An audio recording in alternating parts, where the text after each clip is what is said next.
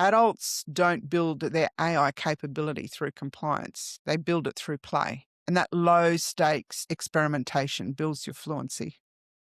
Fluency accelerates in community. When leaders share their prompts, compare their outputs, critique responses together, discuss ethical boundaries, and explain how they refined something, they're externalizing their thinking. And that does two really powerful things. It exposes blind spots and it normalizes experimentation.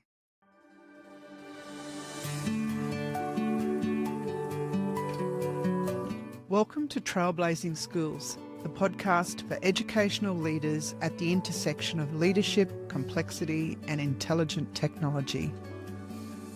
I'm Trudy Graham. This is a space for leaders navigating uncharted territory. We explore strategic leadership, ethical innovation, and how AI can strengthen the deeply human work of education. Let me share something that I've noticed over the last couple of years. There's a stage many leaders reach with AI. They've tried it a few times, they've seen what it can do, and then they plateau. They get stuck using it for the same prompts like email and not much else. They feel limited in how they prompt, and their confidence doesn't increase. That plateau isn't a technical issue, it's a practice issue. The leaders I see building real fluency with AI aren't necessarily the most technical. They're the ones who use it everywhere.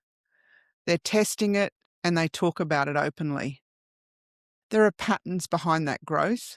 Capability accelerates through practice, not theory. And in this episode, I want to share the 3 accelerators for building AI capability. I call it a trio. So the first is application in both personal and professional uses. The second is experimentation and play. And the third is collaboration, sharing learning and insights with others. So let's go to the first, and that's application. Using AI in your personal life to solve real problems and build your understanding of what it can do and what it can't do. It's like road testing AI to solve all sorts of problems and challenges, and it's really useful in building capability because capability grows through lived use, not a theoretical understanding. Those experiences then mean that you can more confidently apply it in work situations. That personal use creates a real cognitive flexibility that transfers to professional contexts. Personal experimentation helps build mental models. So when leaders are using AI to plan a holiday or to analyse a big purchase, write a tough email, meal plan, or even compare insurance policies if you want, you aren't just solving that task, you're learning how prompts influence the output, you're evaluating responses, and you're learning where the tool over and underperforms in your applications. And that builds understanding of how large language models behave. And without that, your workplace use stays really superficial. You see, psychological safety really matters. And most leaders are cautious about experimenting at work because there's reputational risk and there's data sensitivity, and that's real. But at home, the stakes are lower, right? You've got freedom that allows for curiosity and iteration, and you can make mistakes and then you can refine over time. And that's exactly how fluency develops.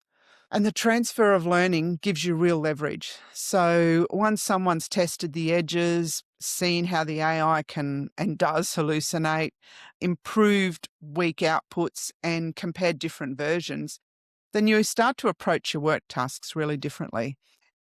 So if you only use AI at work, you'll use it cautiously. If you use it everywhere, you'll use it confidently. If you see yourself as a trailblazer and you're looking for structured, strategic support to lead with clarity and conviction, visit trudygraham.com.au/connect. That's where leaders begin the conversation about working together. I'd welcome the opportunity to partner with you. The next accelerator is experimentation. And our early childhood education colleagues know that children learn best through play. And I want to advocate that adults learn through play too. If we look at adult learning theory, 3 principles are really relevant here. The first one, self-directed exploration. Adults learn best when they choose the problem. The next is there's immediate relevance. The learning sticks when it solves something that's real. And the third is experiential iteration. So insights come from trying and adjusting and trying again. And when you play, you're activating all 3 of those. It's not frivolous. When leaders test ridiculous prompts, ask AI to critique their writing style, compare outputs across versions, or deliberately push it to failure, they are building discernment. You're strengthening evaluation skills. You're noticing the biases and the limitations, and you're forming accurate mental models. And that's capability. It's way more powerful than attending training to be compliant or a one-off workshop or watching someone else do a demo. And if we dabble in neuroscience a little bit here, play lowers the threat response. So when your brain isn't in performance mode, it explores more widely, it tolerates ambiguity, and it encodes learning more deeply. Adults don't build their AI capability through compliance. They build it through play. And that low-stakes experimentation builds your fluency. The third accelerator, probably my favourite, is collaboration. AI fluency accelerates in community. When leaders share their prompts, compare their outputs, critique responses together, discuss ethical boundaries, and explain how they refined something, they're externalizing their thinking. And that does 2 really powerful things. It exposes blind spots, you see approaches you wouldn't have considered, and it normalizes experimentation. Uncertainty becomes shared, not individual. And this mirrors research on social learning theory. Adults expand competence faster when learning is visible and conversational. The collective gets smarter faster than the individual. It's when we look at what others are doing, talk about and share both how we're prompting and the responses we've got, and we look at the uses and the applications. And it's in those conversations that we actually expand our own knowledge of the tool and how we can use it to our benefit.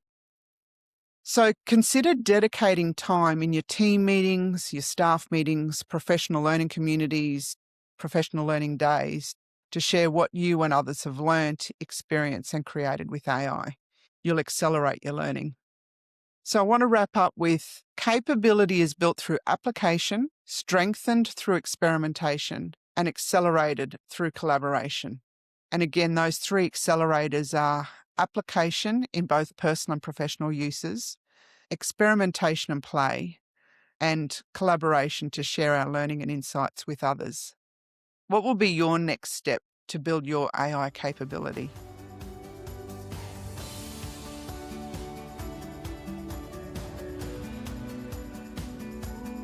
You've been listening to Trailblazing Schools with me, Trudy Graham. If this episode brought someone to mind, share it with them. You'll find further reflections, practical resources and leadership tools in the show notes. Until next time, lead with courage, seek clarity and keep trailblazing.